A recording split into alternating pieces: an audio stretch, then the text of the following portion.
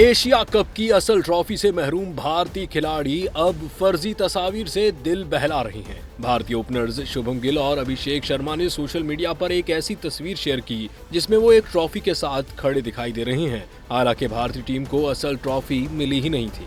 ये सब उस वक्त हुआ जब भारतीय टीम ने एशिया कप जीतने के बावजूद पाकिस्तानी खिलाड़ियों से हाथ मिलाने से इनकार किया और ट्रॉफी लेने से भी गुरेज किया। एशियन क्रिकेट काउंसिल के सदर मोहसिन नकवी से ट्रॉफी न लेने पर इसरार करते हुए भारतीय टीम ने जिद बरकरार रखी, जिसके बाद एसीसी ने ट्रॉफी वापस मंगवा ली। इस हरकत पर शायकीन क्रिकेट ने सोशल मीडिया पर शदीद तनकीद की और सवाल उठाया कि जब ट्रॉफी ली ही नहीं तो फर्जी तस्वीर क्यों। बीसीसीआई ने बाद में एसीसी को बाज़ाब्ता तौर पर ट्रॉफी न लेने से मुतालिक आगाह किया, जिससे इस तनाज़े की शिद्दत मजीद बढ़ गई।